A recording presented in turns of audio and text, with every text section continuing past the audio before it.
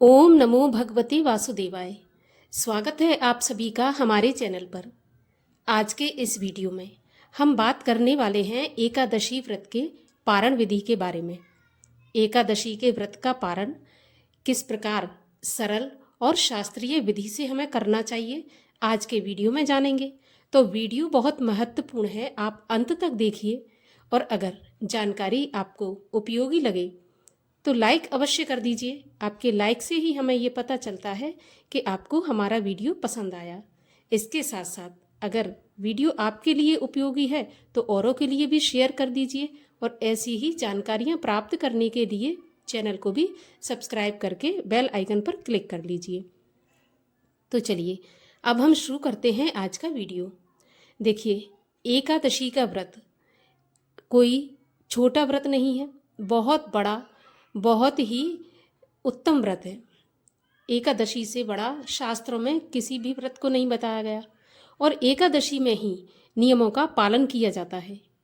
एकादशी के व्रत में 3 दिन नियमों का पालन होता है, दशमी के दिन, एकादशी के दिन और द्वादशी के दिन। दशमी के दिन से ही हमें नमक का और अन्न का त्याग करना होता है सूर्यास्त के बाद से।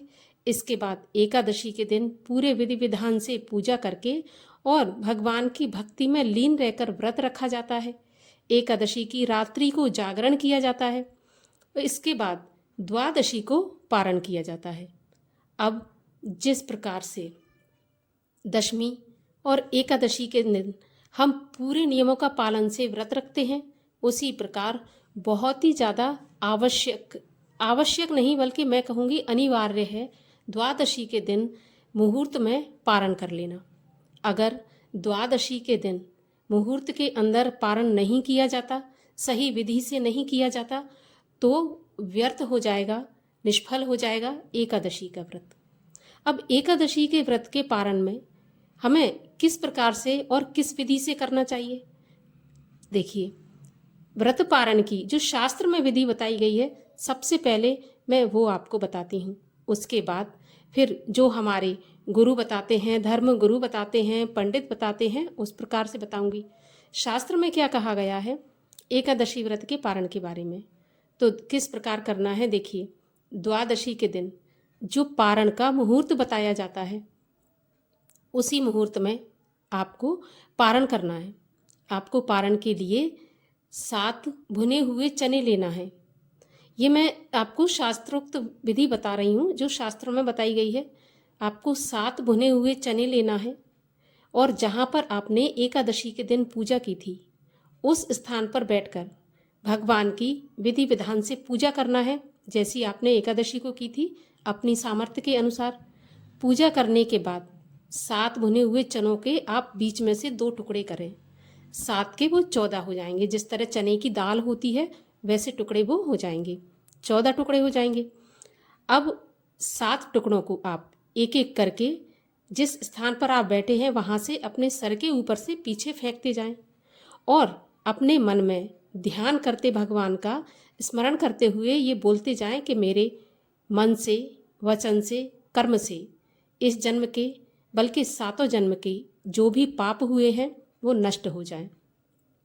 इस प्रकार से आपको ध्यान करते हुए 7 चने के टुकड़ों को अपने पीछे फेंक देना है और जो 7 चने के टुकड़े आपके बचे होंगे उनको आपको खाकर व्रत का पारण करना है। और जल कितना पीना है? जल आपको अंजलि से पीना है, 7 अंजलि जल पीना है आपको, ठीक है ना। ये हुई शास्त्रों में बताई हुई विधि, बिल्कुल सरल, सीधी और शास्त्रीय विधि। अब अगर जैसे किसी का अगले दिन व्रत होता है, द्वादशी के दिन में किसी का किसी और चीज़ का व्रत होता है, जैसे सोमवार, मंगलवार, बुधवार, इस प्रकार से, तो वो चने नहीं खा सकते। तो चने के अलावा आप तुलसी दल हाथ पर रखें, पूजा स्थान पर बैठकर उसमें थोड़ा सा जल डालें और आप तुलसी दल से भी पारण कर सकते हैं। ध्यान रहे, तुलसी दल आपको चबाना नहीं है, निगलना है पानी के साथ। इस प्रकार से आप एक सरल विधि से पारण कर सकते हैं। अब तीसरी विधि अगर मैं आपको बताऊं, तो तीसरी विधि में आप पारण के लिए फलों का भी इस्तेमाल कर सकते हैं, जूस का भी इस्तेमाल कर सकते हैं, लेकिन ध्यान रहे पारण में नमक का इस्तेमाल ना करें। नमक पारण के समय इस्तेमाल नहीं किया जाता। द्वादशी में आप फिर पारण के बाद खा सकते हैं।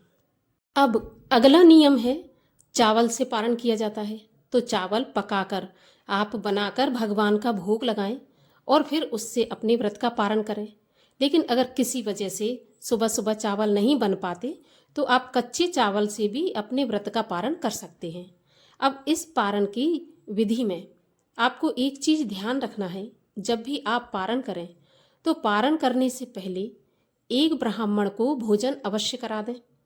नहीं तो जैसे कभी कभी होता है कि हमें बहुत सुबह सुबह व्रत खोलना पड़ता है तो उस समय तक भोजन नहीं बन पाता, या कोई ब्राह्मण सुबह 7:30 8 8:30 तक भोजन करने नहीं आ पाता, तो हमें एक ब्राह्मण के भोजन की सामग्री, जिसको कि हम सीधा बोलते हैं, जिसमें आटा, दाल, सब्जी, घी, नमक, मिर्च और इसके अलावा भी अपनी सामर्थ्य से आप रखना चाहते हैं कोई भी चीज़ तो रख दें। तो एक थाली का आप भोजन के जो सामग्री होती है वो एक ब्राह्मण को दान कर दें। इसके बाद ही आप अपने व्रत का पारण करें। अब मान लीजिए दान के लिए आपके आसपास कोई ब्राह्मण नहीं है, मंदिर नहीं है, तो आप अलग निकाल कर रख दीजिए और फिर आप द्वादशी के दिन किसी भी समय मंदिर में या किसी गुरु के पास या ब्राह्मण के पास भिजवा दें। इससे भी आपका जो व्रत है सफल हो जाएगा। तो इस प्रकार से आप अपने व्रत का पारण करें। एक चीज़ और ध्यान रखना है, जब आप दान निकालते हैं तो उसमें दक्षिणा भी डाल दें, 10 रुपये, 5 रुपये, 100 रुपये, जो आपकी सामर्थ्य हो उसके अनुसार, क्योंकि दक्षिणा के बिना दान पूरा नहीं होता। तो ये बिल्कुल ही साधारण और बिल्कुल उत्तम विधि है। कहीं पर भी आपका इस विधि से पारण करने पर व्रत खंडित नहीं होगा। अब इसके अलावा आप क्या कर सकते हैं?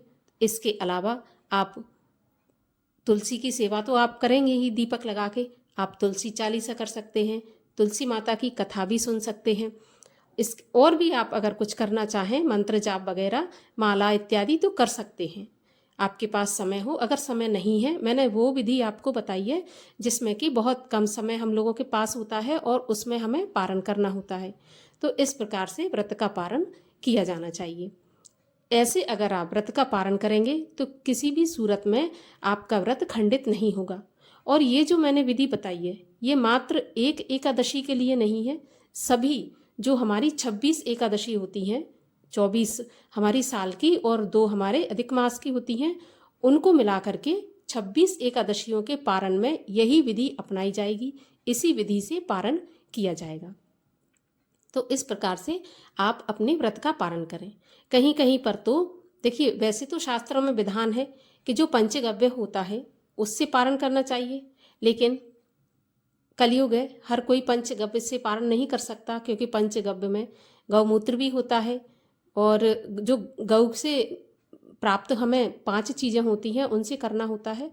तो अगर कर सकते हैं आप तो करें, नहीं कर सकते तो जो मैंने विधि बताई है चने की या तुलसी पत्र की, उससे करना बहुत उत्तम रहेगा। तो आशा करती हूँ ये जानकारी आपको उपयोगी लगी होगी और इस जानकारी से आप लाभ उठाएंगे और अपने व्रत का पूरा फल प्राप्त करेंगे। तो चलिए अब मिलते हैं अगले वीडियो में, तब तक के लिए हरे कृष्ण।